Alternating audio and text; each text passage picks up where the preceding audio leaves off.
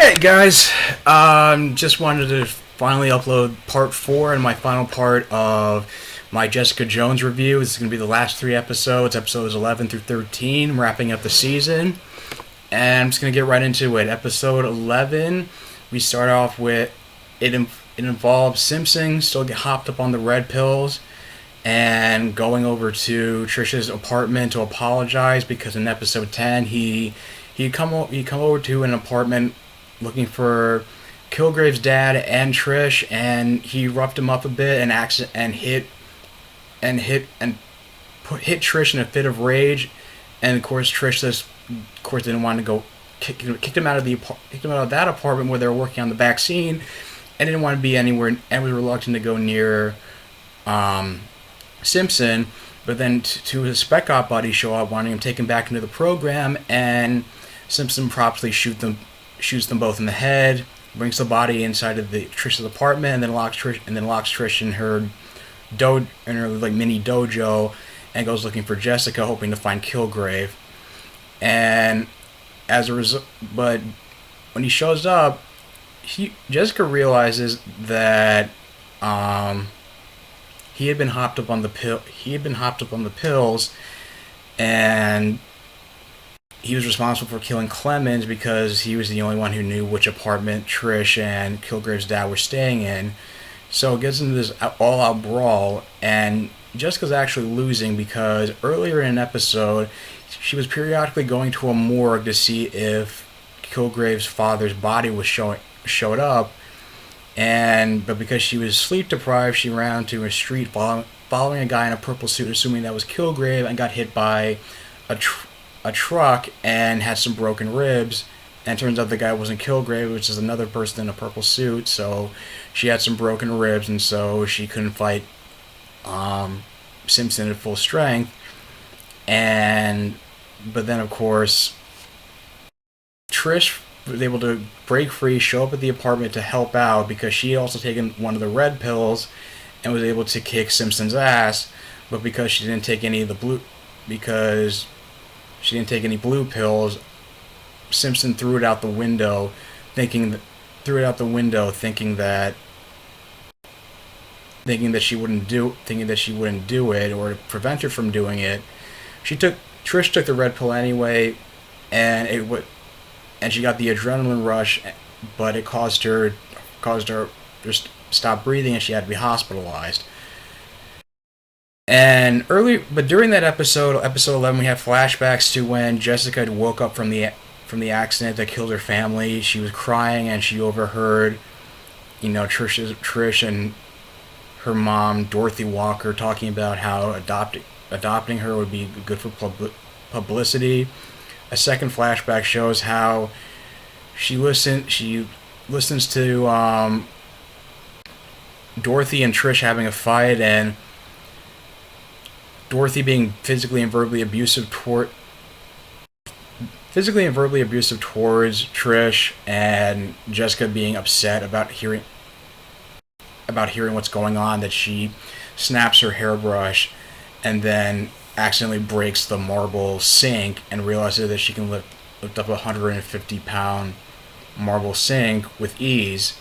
And Trish walks in on her doing this, and at first they seem to be resentful towards each other, so Trish agrees to not tell Dorothy about Jessica's powers. Jessica agrees to stay out of her business. But of course the third flashback shows that Jessica just can't stand by and let her mom just force her, be abusive towards her. She's forcing, Dorothy's forcing a young Trish to throw up her meal into the toilet. So Jessica finally has enough and throws her against the wall and tells her to back off. And so they bond, and so that the first moment of them bonding over it, and it shows just how much it's painful yet very heartwarming to watch just how much Jessica cares for Trish and the sisterly bond she has in spite of her rough exterior, and it was just a great parallel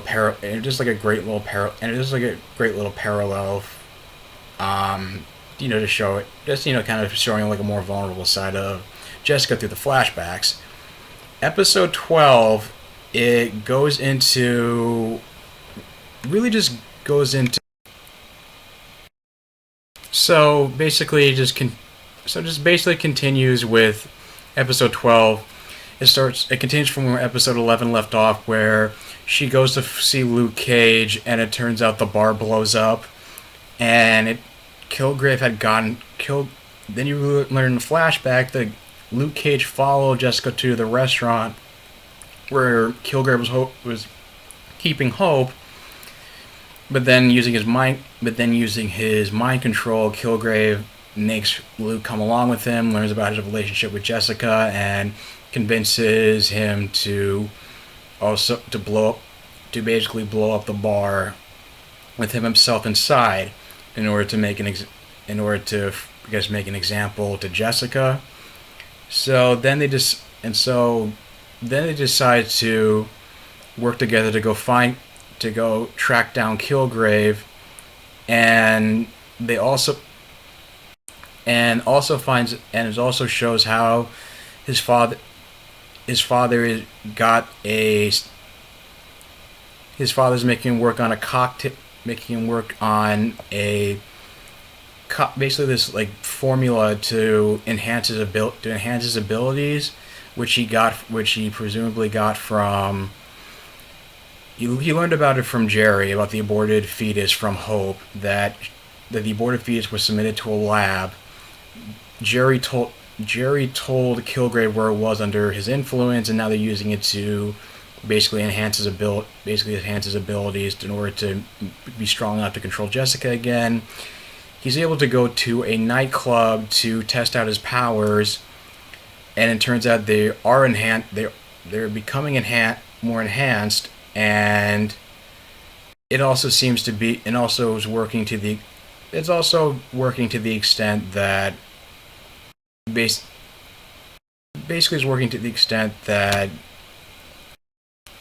Luke Cage was still under his influence. Like he said stuff to her in which he was wrong to blame Luke was wrong to blame Jessica for Reva's death, and that he'll forgive her for every day that she needs him to. And it's like Kilgrave made him say that, and he says in anger that, "Why should I forgive you? You killed my wife." It's sort of ambiguous whether it's Kilgrave making him say that as well, or that's his own feelings, but it basically leads to this all-out brawl in the nightclub where where Luke is eventually taken down by a shotgun that Jessica gets from a cop car who hears about the domestic disturbance and knocks him unconscious. Meanwhile, in the hospital, Trish gets a visit from Dorothy and files on IGH, the company that Simpson was working with. It has no known contact information or references. It's apparently a front. Dorothy had files on it as they were the same company that paid Jessica's medical bills, and they seem to be responsible for providing the pills for Simpson, and may have something to do with how Jessica got her powers. But knowing there's some kind of catch to it, and Dorothy's trying to, I guess she claims she wants to have another relationship, but repair the relationship, but Trish doesn't trust her enough to do so. So she just takes the files that are presented to her and tells Dorothy to stay away. And the other side story is that Malcolm just decides that he wants to just leave town, just because, like, after Nealon getting killed, he had enough drama that he says he feels empty and wants to get away from Jessica. But then he decides to stay when Robin's throwing another one of her tantrums, who's, I swear, this character is as annoying as hell. Decides to mourn that she's Mrs. Rubin.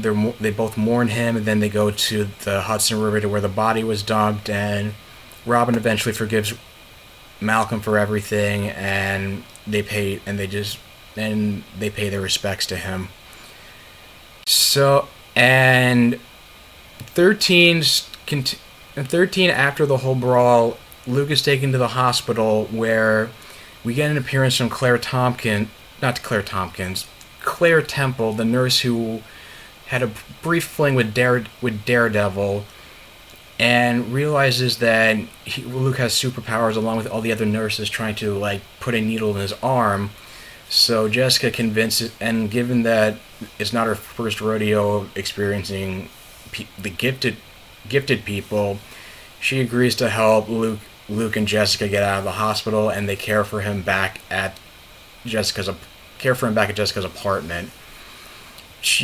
Claire suggests calling in Daredevil, and Jessica says she doesn't want to get anybody else to get hurt because of it, and Jessica almost didn't get out of the and also she wants Claire to stay and look after Luke just because she doesn't want Luke to wake up and not know what's going on, and also because of the fact that Jessica was attacked earlier when Kilgrave was at the hospital and using his powers to make the entire hospital staff and patients try to kill Jessica.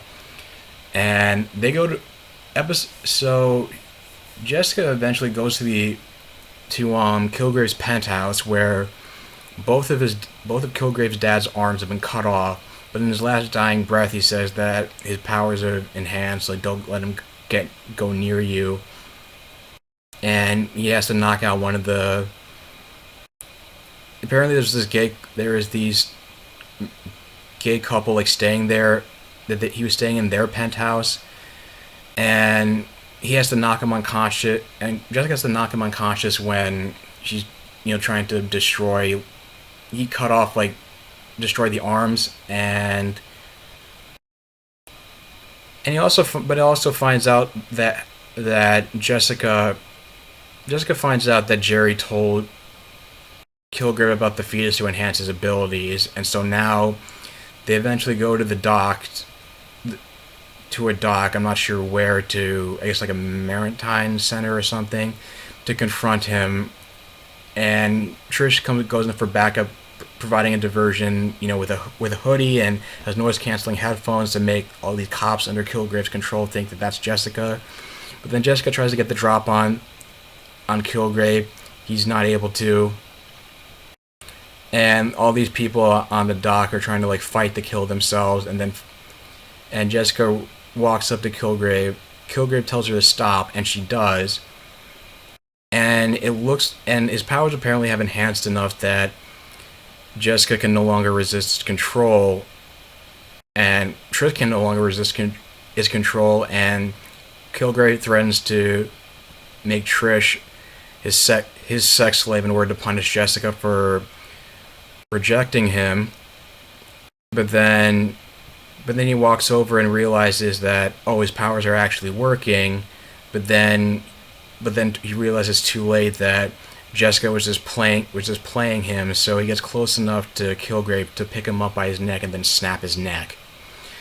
And of course Jessica's arrested for murder, but Jerry Hogarth agrees to act as a defense attorney and just say that she has plenty of people who are willing to come to the defense about Kilgrave's mind control, as well as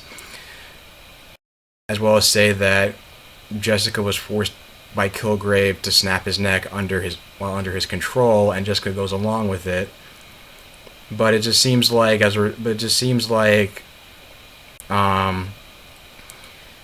she doesn't get. She just seems to. She still has a sense of self-loathing about it, to the point where she's deleting phone calls, deleting voice messages about people calling her up wanting to ask them to take care of their problems using her brute force, and then Malcolm decides to act as an assistant and pick up the phone for her just to help her to help her out get over the trauma of all the crap she had to go through with killing Kilgrave and what happened throughout the season. So my overall thoughts about this is that I think these last few episodes has been an excellent series. I haven't liked Robin. She's been a huge pain in the ass, but I like that she's been able to get some closure and have a nice little redeeming moment by paying her respects to Ruben and reconciling with Malcolm. And also, I really did start to believe the fact that at first I thought Kilgrave was able to control Jessica, and then she would eventually find the willpower in the heat of the moment to resist it again. But then I realized that once Kilgrave started walking up to Jessica, that she was just playing him and just to get close enough to snap his neck. And I mean, it's interesting how it seems like it left it pretty ambiguous as to what Luke Cage is going to do, and I know he's going to get his own series that's supposed to come out on Netflix next year. You know, whether he's willing to reconcile with Jessica. I mean, I heard that Claire Temple is supposed to be a love interest on that series, since he was a love interest to him in the comics. So it'll be interesting to see like how that's going to be different from this show and Daredevil. But overall, I felt like these last 3 episodes were a very strong ending to a very good first season. It's a shame that we probably won't get a season 2 of Jessica Jones until after, the Defenders. But like I said, this was like I said, I mean, I guess I would say Daredevil had a little bit of a tighter plot. This one, Jessica Jones, felt like it had more filler, but it was like a better character piece than Daredevil. So it's a little hard to compare the two, and I guess it depends on what your personal preference is as to which series is better.